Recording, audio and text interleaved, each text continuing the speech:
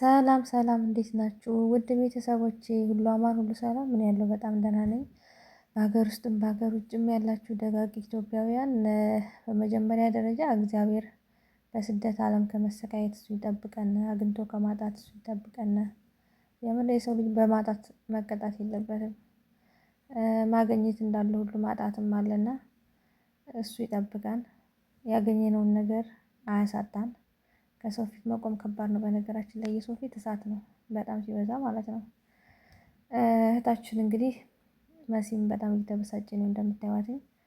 ያችኛዋ ልጅ መጀመሪያ ላይ ያየችዋት ማለት ነው። ከዱባይ ጓደኛዋን እንበል ባሏን አላቅም አምጥታ ነበርና ወደ ዱባይ። እዛ ዱባይ ከመጣ በኋላ ሌላ ልጅ አገባ ማለት ነው። ከእሷ ጋር የተወሰነ ጊዜ አሳልፎ ይችኛዋን ትቶ ወደ እዛችኛዋ ሄደ ማለት ነው። ከዛ እነ መሲ ደግሞ ደውለው ልጅቷን ይህ ሰው ባል ነው የወሰድሽው፣ ወይ ባሉን መልሽ ወይ ልጁን መልሽ በማለት መሲም በጣም ስሜታዊ ሆና እየተናገረ ነበረ። ዞሮ ዞሮ ያም ሆነ ይሄ በመሀል ልጅቱ ተጎድታለች። እነ መሲ እንኳን እንዲያግዟትኝ ትንሽ ልጅቷም የቋንቋ እጥረት አለባት መሰል ሊያግዟት አልቻሉም። ምክንያቱም የቋንቋ እጥረት አለባት፣ የሆነ የዋህ ነገር ናች። በዛ ላይ እኔ አላቅም መሲ እንደዚህ እየተበሳጨ እያለ ደግሞ ምንድነው እኔ ጋር ቁጭ ብላ እንዴት እሱን ፎቶ ታያለች? እኛ ስለሱ ክፋት እያወራን እሱን እንዴት እናስይዘው እያልን እሱ እንዴት ገንዘቧን እናስመልስ እያልን እያለና እንዴት የሱን ፎቶ ታያለች? ሲቀጥል ደግሞ የራቁት ቪዲዮ ይዞባታል ማለት ነው። እንግዲህ አብሮ በተኙበት ሰዓት የቀረጻትኝ እሷ ልካለት ይሁን አልታወቀም። እንደውም ፖስቶታ ምናምን እያለች ነበር እና በጣም አስቸጋሪ ነው። አንደኛ እህታችን ትልቅ ሰው ነች፣ ተሳስታለች። ትልቅ ጥፋት ነው ያጠፋየው። እዚህ ጋር እሷ ባጠፋየው ጥፋት እሷ መቼም ወጣትነት ነው፣ ልጅነት ነው፣ ልትማርበት ትችላለች። ለነገ ህይወቷ መሰላል ሊሆናት ይችላል ጎበዝ ከሆነች ዛሬ ላይ ያጠፋችው ነገር።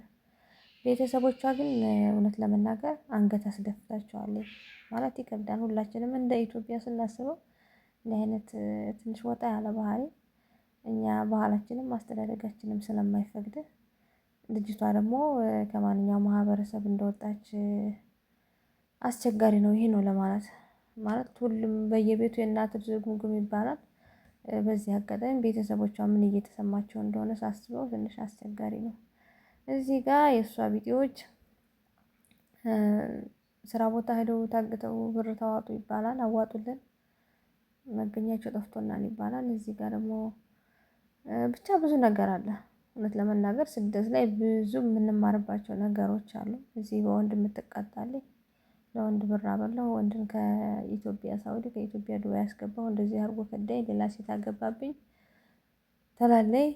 ሌላኛዋ ደግሞ ከዚች የምታንስ ልጅ የቤተሰብ ኃላፊነት ተሸክማ ኃላፊነት አለብኝ ብላ ቤተሰብ የምትመራ ልጅ አለች። በሷ እድሜን የማወራችሁ ልጅቷ ከኔ ታንሳለች፣ ምንም ጥርጥር የለውም። እና ቤተሰብ እንደው ምንድነው እየተማርን ያለነው? ራሳችንን እንጠብቅ። በተለይ ሴቶች ማናውቀው ሰው ሶሻል ሚዲያ የሀገር ሰው የሀገርህ ልጅ ነው። ሰው ማውራትም ካለብን በፌስቡክ ተዋውቀ፣ በቴሌግራም ተዋውቆ፣ በቲክቶክ ተዋውቆ ለዚህ አይነት ጣጣ ውስጥ መግባት አያስፈልግም። ምክንያቱም ደግሞ እያያችሁት ነው፣ ብዙ ችግር አለ። በተለይ አረብ ሀገር ያለ ሰው የምናጣ አይመስላቸውም፣ ገንዘብ የምናጣ አይመስላቸውም፣ ቤተሰብ ያለን አይመስላቸውም። እኛ ደግሞ የምንፈልገው 24 ሰዓት ወጥሮ የሚያወራንን ፍቅሬ ማር የሚለንን። ምክንያቱም ቤተሰብ ገንዘብ የሚፈልግ ብቻ ነው የሚመስለን። በነገራችን ላይ ቤተሰቦቻችን ይብሉትም ይድፉትም እነሱ ይሻሉናል፣ እውነት ለመናገር ማለት ነው። እና እባካችሁ ራሳችሁን ጠብቁ ቤተሰብ። እህቶቼ በተለይ ተጠንቀቁ፣ ጥንቃቄ አድርጉ። በቂ ነው በቃ። እኛ የምንማርባቸው ብዙ ነገሮች እያየን ነው እና ራሳችን መጠበቅ አለብን።